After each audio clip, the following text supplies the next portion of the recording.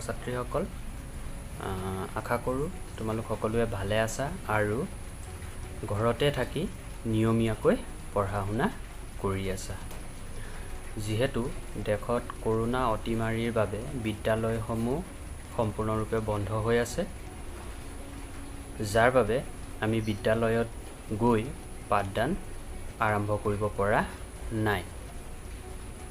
সেইবাবে সমগ্ৰ শিক্ষা ধেমাজিৰ তৰফৰ পৰা অনলাইন প্ৰক্ৰিয়াৰে পাঠদান চলাই থকা হৈছে আৰু আশা কৰোঁ তোমালোক সকলোৱে নিয়মীয়াকৈ এই পাঠসমূহ চাইছা আৰু ইয়াৰ পৰা তোমালোকে নিশ্চয় উপকৃত হৈছা। ছাত্ৰ-ছাত্ৰীসকল, আজি তোমালোকৰ পাঠ্যপুথিৰ পাঠ নং 4 টকা আৰু পইচাৰ বিষয়ে আমি আলোচনা কৰোঁ। ইয়াত তোমালোকে এটা ছবি দেখিছা। ইয়াত 100 টকীয়া নোট দুখন দিয়া আছে আৰু 50 পইচাৰ এটা মুদ্ৰা দিয়া আছে। এতিয়া আমি মুঠ কিমান টকা হ'ল তাক হিচাপ কৰিব লাগিব। 100 টকা কিমান হ'ল? 200 টকা আৰু 50 পইচা, অৰ্থাৎ মুঠ টকাটো আমি কি বুলি লিখিম? 200 টকা 50 পইচা। তাৰপিছত আন এটা ছবি চোৱা।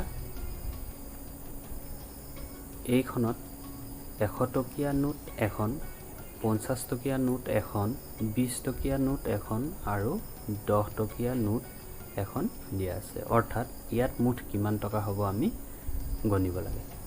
100 টকা 50 টকা কিমান হ'ল? 150 টকা। তাৰ লগত আৰু 20 টকা 170 টকা আৰু 10 টকা লগালে কিমান হ'ব? মুঠ টকা কিমান পাবা? 180 টকা। অৰ্থাৎ মুঠ টকাৰ ঠাইত আমি কি লিখিব লাগিব? 180 টকা। তাৰপিছত আন এটা ছবি চাওঁ। ইয়াত দিয়া আছে তোমালোকক 200 টকীয়া নোট এখন, 50 টকীয়া নোট এখন, 50 পইচাৰ মুদ্ৰা এটা আৰু 25 পইচাৰ মুদ্ৰা এটা। ইয়াত মুঠ কিমান টকা হ'ব চাওঁ। 200 টকা আৰু 50 টকা কিমান হ'ল? 250 টকা। 50 পইচাৰ মুদ্ৰা আৰু 25 পইচাৰ মুদ্ৰা কিমান হ'ব? 75 পইচা। অৰ্থাৎ মুঠ টকা কিমান? 200 টকা 250 টকা 75 পইচা। তাৰপিছত তোমালোকলৈ প্ৰশ্ন এটা আছে, চাওঁ আহা। মণিৰ হাতত 200 টকা 50 পইচা আছে আৰু জুমিৰ হাতত 180 টকা আছে। মণি আৰু জুমিৰ টকাখিনি লগালে কিমান টকা হ'ব? আমি চাওঁ আহা। সমাধানটো চোৱা। মণিৰ হাতত টকা আছিল কিমান? 200 টকা 50 পইচা। জুমিৰ হাতত টকা আছিল কিমান? 180 টকা। এতিয়া দুইটাৰে হাতত থকা পইচাখিনি আমি কি কৰিব লাগে? যোগ কৰিব লাগে। এতিয়া যোগ কৰোঁতে তোমালোকে সকলোৱে জানা যে যোগটো আমি কোনফালৰ পৰা কৰোঁ? সদায় সোঁফালৰ পৰা কৰি আহোঁ। গতিকে আমি সোঁফালৰ পৰা যোগটো কৰিম। চাওঁ আহা। ইয়াত তলত আমি লিখিম মুঠ টকা, অৰ্থাৎ দুইটা যোগ কৰিলে মুঠ কিমান টকা পাম। চাওঁ আহা। প্ৰথমতে 50 পইচাৰ লগত একো নাই, গতিকে কিমান হ'ব যোগ কৰিলে? 50 পইচাই হ'ব।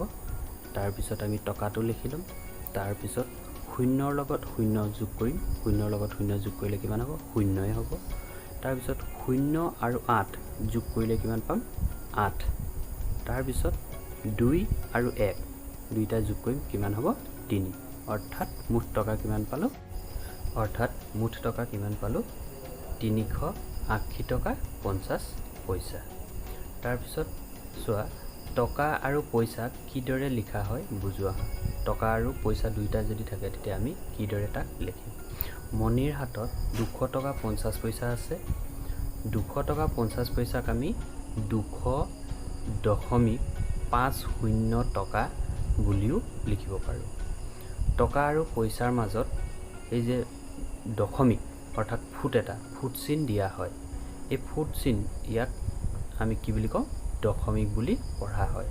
এটা ডট থাকে, সেই ডটটোক আমি কি বুলি পঢ়িম? দশমিক বুলি পঢ়োঁ।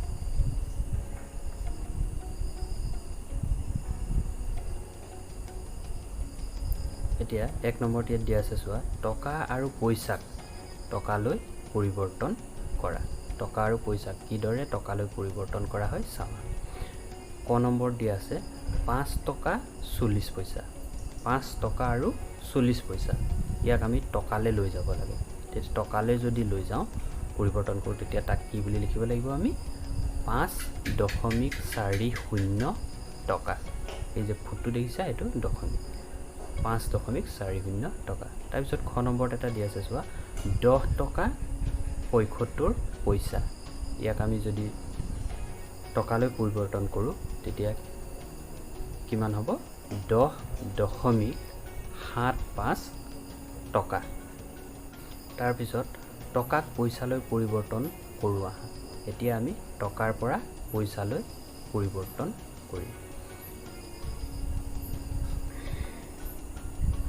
ক নম্বৰত এটা দিয়া আছে প্ৰশ্ন চোৱা, 4.75 টকাক পইচালৈ পৰিৱৰ্তন কৰা। 4.75 টকা আছে, তাক আমি পইচালৈ পৰিৱৰ্তন কৰিব লাগে। কেনেকৈ সমাধান কৰিম চাওঁ আহা। প্ৰথমতে আমি লিখিম 4.75 টকা সমান কিমান হ'ব? 4 টকা 75 পইচা, হয়নে? এতিয়া তোমালোক সকলোৱে যিহেতু জানা যে এটকাত কিমান পইচা থাকে, তোমালোক সকলোৱে জানা এটকাত কিমান পইচা থাকে? 100 পইচা। আমি লিখি ল'লোঁ, আমি জানো যে এটকা সমান 100 পইচা। তাৰপিছত 4.75 টকা সমান 4 পূৰণ 100 পইচা যোগ 75 পইচা। এতিয়া 4 পূৰণ 100 অৰ্থাৎ কিমান হ'ব? 400 পইচা যোগ 75 পইচা। এতিয়া 400 পইচা আৰু 75 পইচা দুইটা আমি যোগ কৰিম। দুইটা যোগ কৰিলে কিমান পাম?